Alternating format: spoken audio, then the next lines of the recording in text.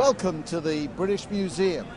Today we'll be looking at a number of the exhibits and seeing what they have to say about the Bible. We'll be looking at historical artifacts that mention the names of places, of kings, of battles and even empires, all of which are referenced in Scripture. And to help us on this journey of discovery, we will be joined to find out the significance historically and biblically of these exhibits by an expert and co-author of the book Through the British Museum with the Bible, Clive Anderson. Clive, thank you so much for joining us today. It's a pleasure, and it's going to be my delight to show you around. This is a fascinating sculpture. I don't know what it's all about, but let's find Clive and get him to tell us.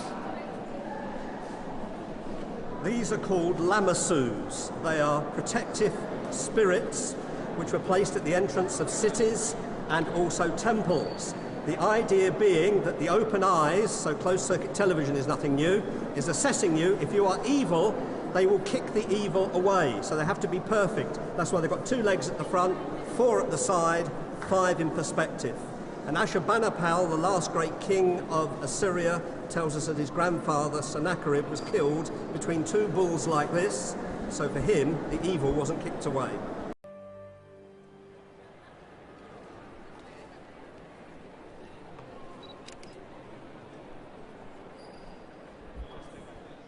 We've just been talking about Sennacherib, and we've now come to the Lachish room, which is very interesting because in 701 BC, we find that Sennacherib came up against Judah. He didn't capture Jerusalem. If he had, humanly speaking, the Messiah could never have been born. But he did capture a very important city, Lachish. We're going to join Clive now, and he's going to take us through the reliefs to show the story of that battle. When these reliefs were first discovered in 1847, they were worldwide news because they were the first external corroboration archaeologically of a biblical event. We see the Assyrians setting up the siege with their bows and arrows, but significantly with the slingshot. And they've actually found some of the missiles at Lachish, and they're here in the cabinet. And you can see they're between the size of a snooker and a tennis ball, and that is the size of missile that David used to kill Goliath. We also have another record here of Sennacherib's, another foundation document, which speaks not only of Lachish, but also the siege of Jerusalem. So we have more than one record of this fantastic event. So Clive, what do we have here depicted in this relief? This was absolutely unique. It was the first time a siege had been discovered that had been depicted in relief. We see that the Assyrians have built a siege ramp between 14 to 16,000 tons of rubble, and up it is going this marvellous siege engine. There are 3 people in it. We can't see the one who's trying to steer it up, a man with his bow and arrow, and the incredible fellow looking the wrong way with a great ladle of water to put out the flaming torches that are coming down to try and set it on fire. They also discovered at Lachish 2 chains with like great fish hooks on them where they tried to catch it and flip it up. This is a cartoon. You have to think cartoon because the chaos of war, so you see the mayhem of war, but refugees coming out. At the bottom here we have a very sad scene where people being impaled. This is the forerunner of crucifixion. This is how Moses would have been executed if the Egyptians had caught him. This is how Haman wanted to put Mordecai to death. Moses refers to it as cursed is anyone who is hanged on a tree, and in Acts chapter 10, Peter at the house of Cornelius doesn't say Jesus was crucified, but that he was hanged on a tree, linking back to this horrendous way of dying. Fascinating. We've moved along here, Clive. What does this part of the relief show? This is truly hideous. The 2 main leaders of Lachish have been staked out on the ground and they're being flayed, that is skinned alive. And their skins will then be taken and put on what remains of the city gate as a warning to all not to rebel. Also, what I think is really gruesome is that they've got 2 children, I hope they're not related, looking on. If Sennacherib had got into Jerusalem, in all probability, this would have been Hezekiah and Isaiah. So when Isaiah says, trust in God, he will save you, He literally took his skin in his hands. This relief is so detailed. What do we have here, Clive? Here we see the king himself, Sennacherib, sat on his ivory-clad throne with his feet on his footstool. His enemies would have been depicted on them, and that is the background to Psalm 110 verse 1, that Jesus shall reign until all his enemies become his footstool. We also note that in his hand he has an arrow and a bow.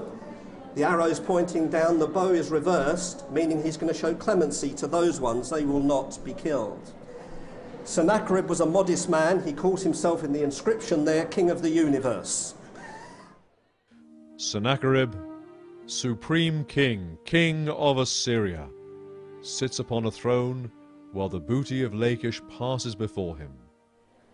But we can see what other people thought of him when Nineveh fell in August 612 BC. We think it was a Babylonian soldier that defaced him, because they believed if you take away someone's face, you take away their identity and their ability to live in the afterlife. So this is the last part of the relief we're going to look at, Clive. What do we see here?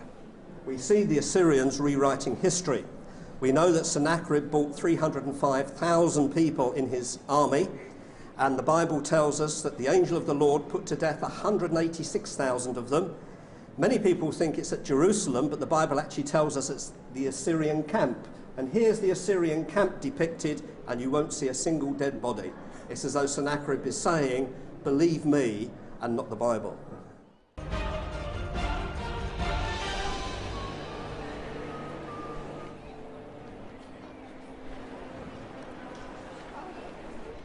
We were talking just now about Sennacherib, and this, fascinatingly, is his own story in stone. Tell us about it, Clive.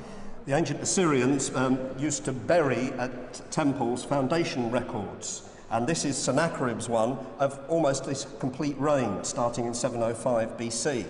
What is significant for us is that he actually mentions coming against Judah, and in his own words, he shut up Hezekiah like a bird in a cage.